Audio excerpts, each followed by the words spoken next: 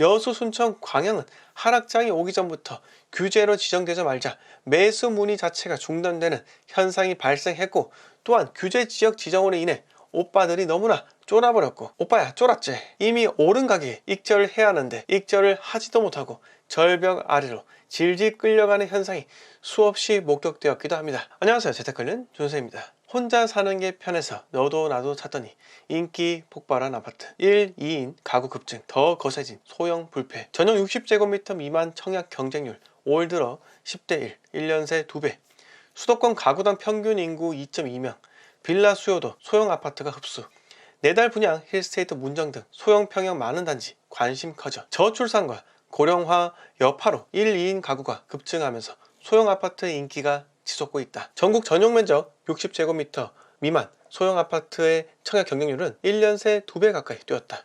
서울의 경우 국민평형이라고 불리는 전용 84제곱미터보다 소형 아파트 매매 가격이 더 빠르게 오르고 있다. 대형 면적에 비해 가격 부담이 덜한 데다 최근엔 빌라와 오피스텔 수요도 흡수하고 있는 만큼 소형 아파트 몸값은 앞으로도 오를 전망이다. 기사에서 언급된 것처럼 서울과 수도권에서 84 타입보다 59 타입 인기가 높은 것은 왜곡이 아닌 진실이 맞습니다.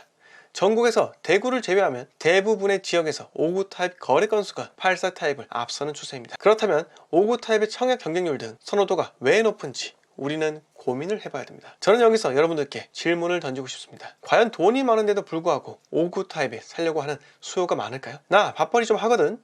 월 소득도 세후 1000 정도 돼. 그런데 나는 좁은 집이 너무 좋아. 청소하기도 귀찮고 관리비 많은 것도 싫어.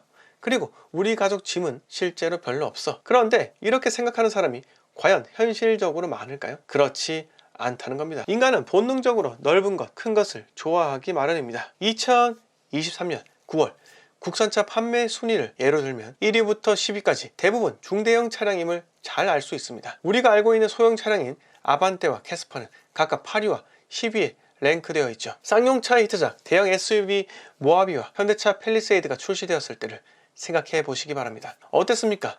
대형 SUV에 대한 열풍이 불었던 장면이 기억나실 겁니다. 대한민국 사람들은 작은 것을 선호하는 것이 아닙니다. 59 타입을 선호하는 것은 84 타입 대비하여 금액이 싸기 때문에 어쩔 수 없이 선택을 하는 것이지 절대로 59 타입에 환장해서 선택하는 것이 아니라는 겁니다. 또한 59 타입과 84 타입 상승률을 비교해보면 우리는 투자 시 무엇을 매수해야 하는지를 매우 잘 알 수 있게 됩니다. 마포레미아 프로지오를 예로 들면 2019년 1월부터 2021년 1월까지 59 타입은 24.57% 상승, 84 타입은 32.41% 상승. 동일 기간 동안 84 타입이 59 타입에 대비하여 상승률이 높은 것을 알 수 있습니다.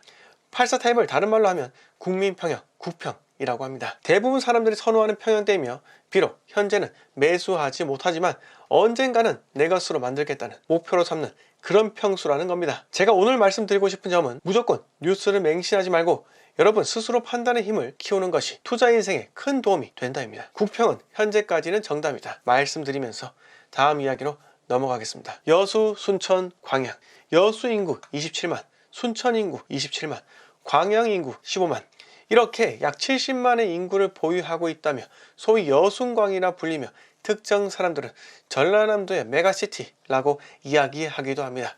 그런데 이건 알아두셔야 합니다. 세 개 도시 합쳐서 인구 70만이라 하지만 각각 도시의 인구수를 따져보면 매력도가 떨어지는 수치이죠. 부동산 투자를 할 때에는 내가 매수해서 얼마 올라갔는지가 관건이 아니라 내가 매수하고 2년 뒤 쉽게 팔 수 있는지가 매우 중요한 킬링 포인트라는 겁니다. 여러분, 전라도에 투자한다면 최우선적으로 광주광역시를 고려해야 한다는 겁니다. 광주는 인구 140만을 보유하고 있으며 지하철 2호선 구축 예정으로 향후 인프라가 더욱 좋아질 지역이기도 합니다. 또한 A급 브랜드 아파트가 이제 들어서고 있어 앞으로 메이저 지표들이 더욱 많이 생겨날 곳이기도 합니다. 이번 하락장을 떠올려 보면 광주 역시 매수, 전세 수요가 급감하면서 정말 팔기 어려웠었는데 여수, 순천, 광양은 하락장이 오기 전부터 규제로 지정되자마자 매수 문의 자체가 중단되는 현상이 발생했고, 또한 규제 지역 지정으로 인해 오빠들이 너무나 쫄아버렸고, 오빠야 쫄았지,